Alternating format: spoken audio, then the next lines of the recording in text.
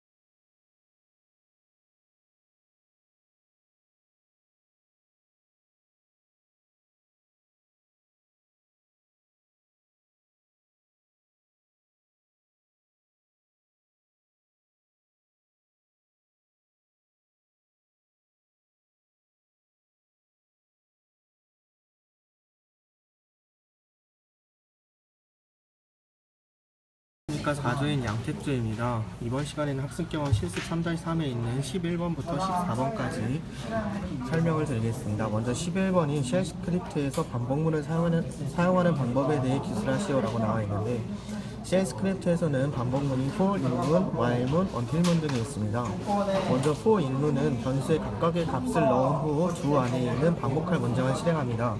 그러므로 값의 갭수만큼 반복 실행하게 됩니다. 그 다음에 while문은 조건식이 참인 동안에 계속 반복하는 특성을 가지고 있고, until문은 while문과 비슷하지만 조건식이 참일 때까지 계속 반복하는 특성을 가지고 있습니다. 먼저 포문에 대해서 알아보겠습니다. 사전 작성한 포문 예제 파일을 보게 되면, 근데 폼은 똑같은 거 while문으로 바꾸고 언틸로 바꿀 수 있겠니? 예, 포문 파일의 그 내용을 보게 되면은 이토록 i에 1부터 10까지의 변수가 들어가고 1부터 10까지 합의 플러스 변수 i 값을 계속해서 반복해서 실행하는 내용을 가지고 있습니다. 이 파일을 실행하게 되면은 이토록 1부터 10까지의 합인 55가 나오는 것을 알 수 있습니다. while문은 조건식이 참인 동안에 계속해서 반복되는 실행문입니다. 그래서 while문을 보게 되면 이토록 i가 10인 동안에 계속해서 합과 i의 1을 계속해서 반복해서 합을 하는 반복문인 것을 알 수 있습니다. 이 파일을 실행해 보게 되면 이토록 똑같이 포문과 마찬가지로 1부터 10까지의 합이 55로 나오는 것을 알 수 있습니다. 마지막으로 until문입니다. until문은 while문과 반대로 조건식이 참일 때까지 계속해서 반복되는 반복문입니다. 그러므로 i가 10이 될 때까지 반복하게 되는 반복문이므로 이와 while문과 마찬가지로 이 파일을 실행하게 되면 이토록 포문과 while문과 마찬가지로 until문도 1부터 10까지의 합이 55인 것을 알 수 있습니다. 감사합니다. 네, 이어서 학습경험 실습 3-3에 있는 15번 문제 bc.sh 파일을 작성하여 결과를 적고 설명하시오를 설명드리겠습니다. 먼저 bc 파일의 내용을 살펴보게 되면은 반복문 안에 브레이크와 컨티뉴, 이그짓이 있는 것을 알 수 있습니다. 브레이크, 컨티뉴, 이그짓에 대해 설명을 드리자면, 브레이크는 주로 반복문을 정리할 때 사용되며 컨티뉴는 반복문의 조건식으로 들어가게 합니다. 또 이그짓은 해당 프로그램을 완전히 종료하게 됩니다. 그래서 이 해당 파일을 실행해 보겠습니다. 해당 파일을 실행하게 되면은 사용자에게 인풋을 받는 것으로 나와 있는데, B를 누르게 되면은 브레이크가 실행이 되어서 while문을 빠져나와서 이 문장이 출력되게 됩니다. 다시 한번 실행을 해서 컨티뉴를 입력하게 되면은 while문의 조건으로 계속 돌아가기 때문에 계속해서 무한 반복되는 것을 알 수 있습니다. 그래서 이것을 빠져나와서 다시 한번 이 실행 파일을 실행하게 되면은 이제 2를 누르게 되면은 이그짓이 실행이 되어서 프로그램이 완전히 종료되는 것을 알 수 있습니다. 이상입니다. 그래서 학습경험 실습 3-4에 있는 16번과 17번 문제를 같이 설명드리도록 하겠습니다. 먼저 16번 쉘 스크립트에서 사용자 정의 함수에 대해서 설명하시오는, 쉘 스크립트에서는 사용자가 직접 함수를 작성하고 호출할 수 있습니다. 이를 실습 파일을 통하여 설명을 드리겠습니다. 먼저 앞서 작성한 이 파일을 보게 되면은 이쪽 2행에서 4행까지 제가 합이라는 변수는 $1과 $2 파라미터 변수를 서로 합하는 함수를 직접 정의해 주었습니다. 그래서 합에 10과 20을 넣었기 때문에 총 30이라는 결과값이 출력되게 될 것입니다. 이를 확인하게 되면은 이토록 10-20을 실행해서 파라미터 변수를 가져와서 30이라는 결과값이 출력되는 것을 알 수 있습니다. 이상입니다. 네, 이어서 학습경험 실습 3-4에 있는 18번 쉘 스크립트 프로그래밍에서의 이발과 엑스포트의 역할을 적으시오를 설명드리겠습니다. 먼저 쉘 스크립트에서의 변수는 특별한 명령어를 사용하지 않는 한 모든 변수는 문자열로 인식하는 특성을 가지고 있습니다. 고로 에발 명령어를 실행하게 되면은 그 그 변수에 저장된 문자열을 명령어로서 실행하는 기능을 갖고 있습니다. 그래서 앞서 먼저 그 작성하게 된 파일을 실행시켜 보게 되면은 첫 번째 줄에는 ls-a나콘다 이런 식으로 문자열이 그대로 출력되는 걸 확인할 수 있고, 두 번째는 에발 명령어를 썼기 때문에 그런 파일이나 디렉토리가 없습니다라는 명령문으로 실행한 결과값을 보여주게 됩니다. 그 다음에는 익스포트 기능에 대해서 설명을 드리겠습니다. 익스포트는 외부 변수를 선언하는 것으로 선언한 변수를 다른 프로그램에서도 사용할 수 있게 하도록 하는 기능입니다. 먼저 export1이라는 파일을 보게 되면은 bar1과 bar2에 있는 변수에 저장되어 있는 값을 출력하게 되는 파일이고, export2 파일을 보게 되면은 bar1에는 지역 변수라는 문자열, 그 다음에 bar2에는 외부 변수라는 값이 들어가 있습니다.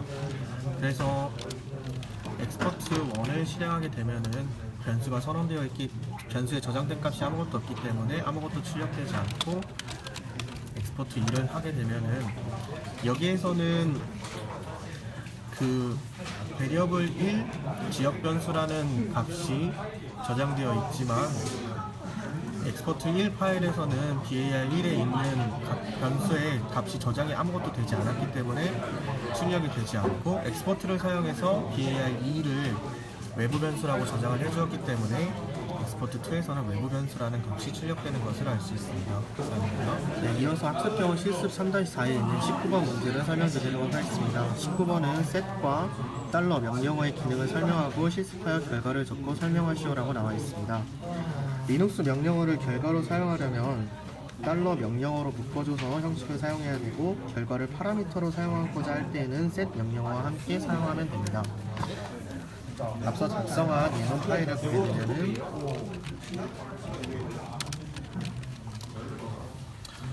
두 번째 행에서는 date라는 명령어를 실행함으로써 바로 결과로서 나타나게 될 것이고, 세 번째 행인 set$date는 date의 결과값이 파라미터 변수로 저장되어서 마지막 4행에서 $4 파라미터 변수에 저장되어 있는 값을 출력하게 될 것입니다.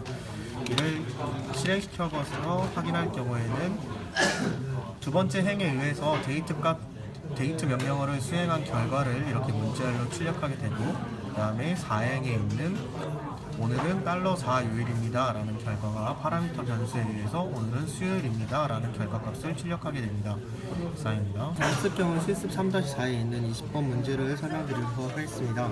20번 문제는 시프트에 대해서 설명을 드리는 건데요. 시프트는 파라미터 변수를 왼쪽으로 한 단계씩 아래로 시프트 시키는 명령어입니다. 모든 파라미터 변수를 출력하고 싶거나 10개가 넘는 파라미터 변수에 접근할 때 사용하게 됩니다. 먼저 시프트를 사용하지 않은 예문을 보여드리도록 하겠습니다. 이 예문을 확인하게 되면은 my 펑션을 저로 파라미터 변수 1부터 11까지 전부 출력하게 하는 사용자 정의 함수를 사용하고, 그 다음에 my 펑션에 aaa, bbb 이런 식으로 값을 출력해주는 예문을 작성해 보았습니다. 하지만 이 예문을 실행하게 되면은 이토록 뒤에 AAA 0, AAA 1처럼 이런 식으로 원하던 결과가 나오지 않습니다. 왜냐하면 $2와 $1은 $10과 $11 파라미터 변수를 $1에 뒤에 문자열 0과 1이 붙은 걸로 인식하기 때문입니다. 그래서 이를 shift 명령어를 사용해서 다시 고치게 되면은 반복문과 shift문을 사용하게 됩니다.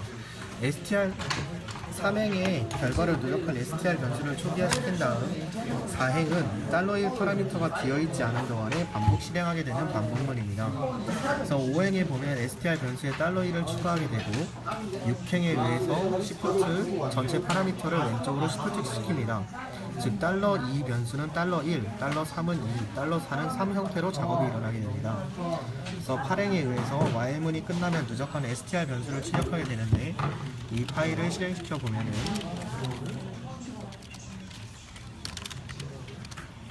제대로 A부터 K까지 결과값이 출력되는 것을 확인할 수 있습니다. 이상입니다.